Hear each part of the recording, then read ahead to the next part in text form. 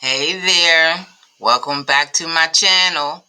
I'm Karen Denton, your KSC Bidding Consultant, and today we're going to dive into something that's costing a lot of cleaning business owners money without even realizing it, and it's underpricing. If you ever thought, I'm working nonstop, but I'm barely making a profit, or why am I winning every bid so easily, this one's for you. Grab a notebook or open your note app. We're going to cover three major signs you're underpricing your services, and I'll also share what you can do to correct it. So stay competitive and actually grow. Number one, you're winning every bid. If you're closing every deal, that's not success. It's a red flag. For example, Uh, one of my students landed 5 contracts in 2 weeks. Sounds great, right? But every contract was barely breaking even. And when someone is never getting pushbacks, it usually means the price is too low. So what's happening is you're likely the cheapest option.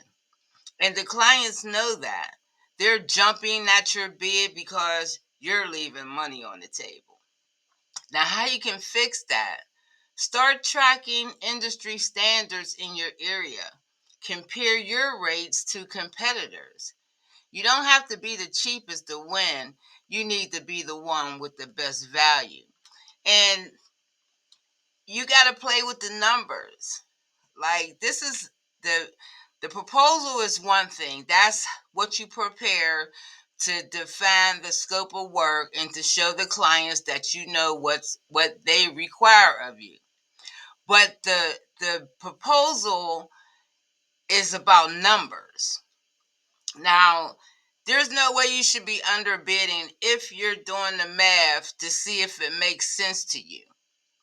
And there's strategies for all of that.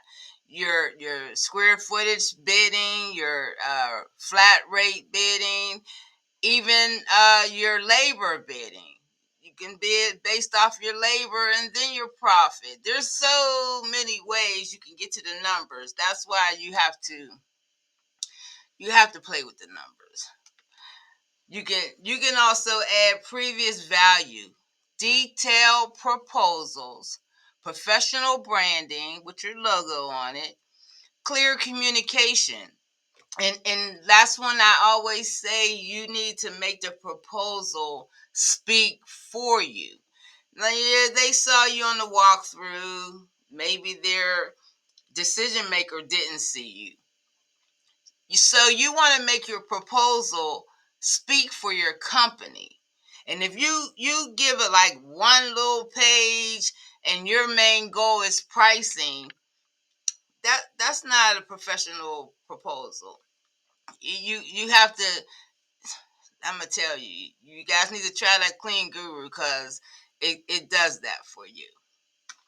And then you can have low profit margins.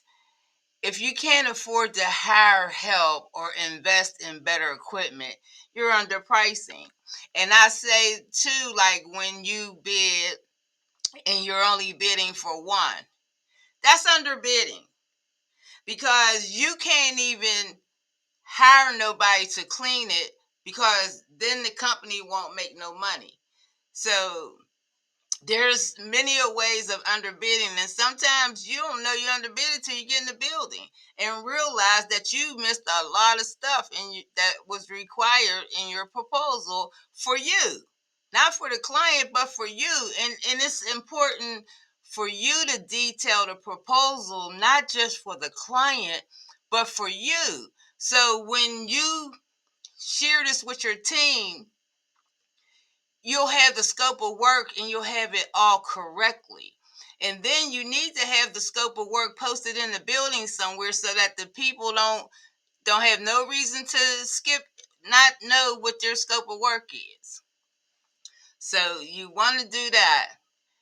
So what you need to do is break down your cleaning business should be aiming for 30 to 40% profit margin. 20 to 40% on margins on your contract. And if you're consistently under 20, you've priced yourself into a trap. Because common mistakes are not including your overhead, supplies, admit time, and insurance. And just to be a little clear, you are the admit. If you don't have no staff, you are the admit, because you gotta do the proposals, you gotta do the walkthroughs, you gotta do the invoicing, you gotta do the scheduling and time tracking and all of that. You are the admin, so you need to get paid for those doing those services. And forgetting to charge for travel, supervision, or specialty services. And you really don't need to be forgetting about no specialty services, because specialty services could be floor care or something. And if you didn't add that into your proposal, that's a big hit too. Use a calculator or software to break down the real cost per square footage or per hour. And like I say, the Clean Guru does that. Then add a markup that accounts for profit, not just for paying bills. So if you don't know your numbers, you're flying blind. Make it a weekly habit to review cost versus revenue on each account. Now, have you ever felt burnt out but broke? Busy doesn't always mean profitable. You know, I had a client who worked 7 days a week, nights, weekends, yet couldn't afford to hire anybody. She wasn't running the business was running her. So what's happening? You've priced yourself so low that you're doing everything just to keep it running. There's no room for leadership, scaling, or even rest. And that's when you are a solo cleaner who don't want to hire nobody. You gotta hire somebody. You cannot. I know we all need money and everything, but you cannot do this business by yourself and expect to make any profit. You just can't. Gotta at least have one person. Or you can strategically raise your prices.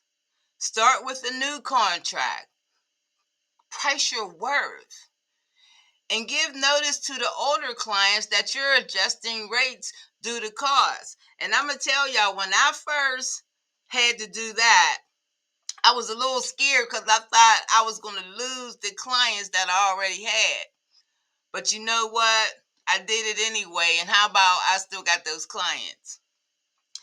Now, a couple of them was nonprofits, and they couldn't stand the rate hike, so I didn't do it. And they were friends of mine, my very first accounts and stuff. So do it at your own discretion. And if you want to schedule a call with me, I put a link in here where you can schedule a call. I also put the Clean Guru link in there. Try it. I have a 45-day free trial. Try it and see if it'll help you. But you got to play with your numbers. All right, y'all. See you on the next video.